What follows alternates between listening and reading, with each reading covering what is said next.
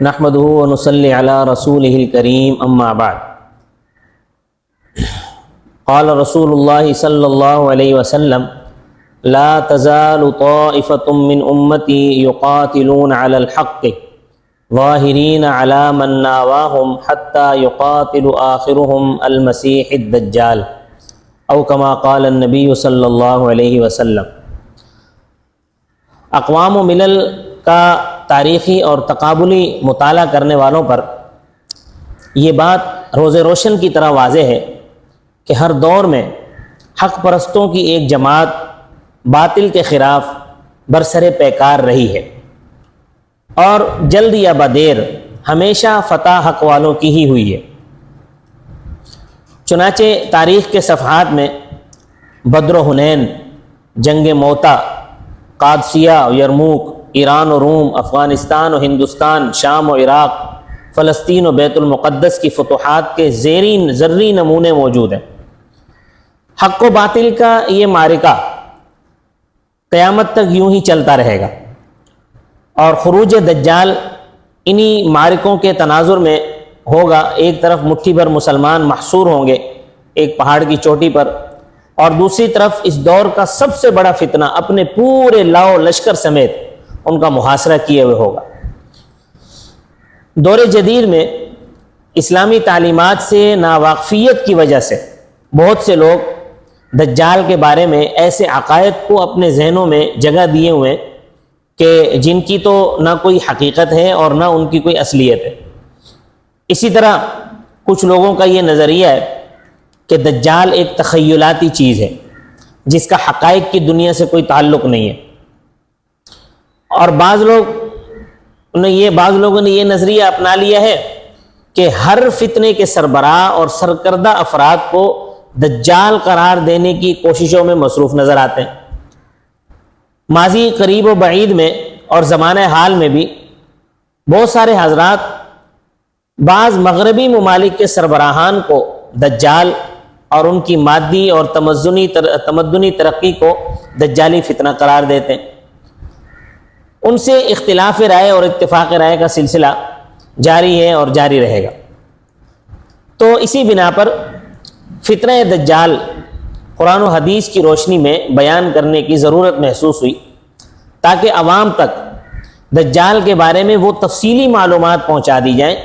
جو نبی اکرم سرور دو عالم صلی اللہ علیہ وسلم نے اپنی امت کو بتائی ہیں۔ تو یہ جو علامات قیامت سیریز شروع کر رہا ہوں، دجال سے متعلق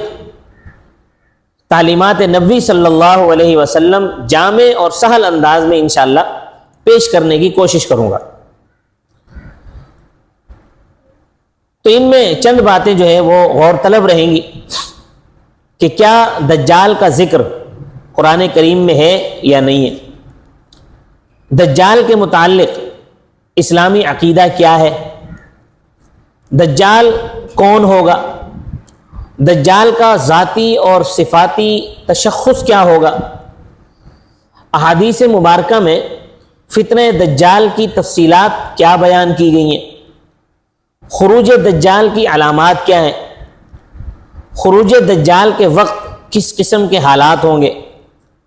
کیا موجودہ جو حالات ہیں اس وقت دنیا کے، کیا ان کو خروج دجال کا پیش منظر کہا جا سکتا ہے یا نہیں، دجال کو کون اور کہاں قتل کرے گا، دجال کے فتنے کا خاتمہ کیسے ہوگا، اس کے ہاتھوں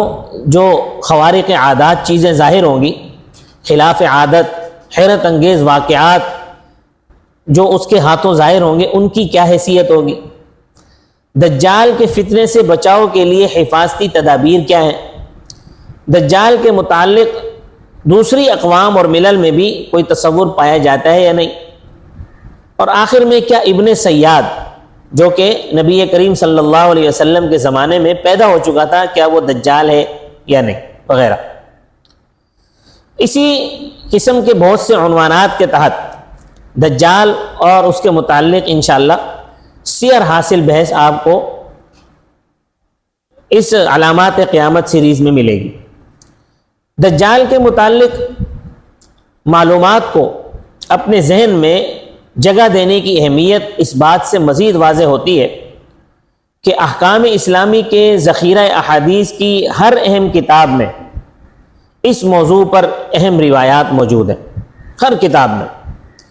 بخاری اور مسلم جیسے جلیل القدر ائمہ نے بھی اس موضوع کو احادیث کی اپنی کتابوں میں خصوصی اہمیت دی ہے۔ معلوم اس کو جو ہے وہ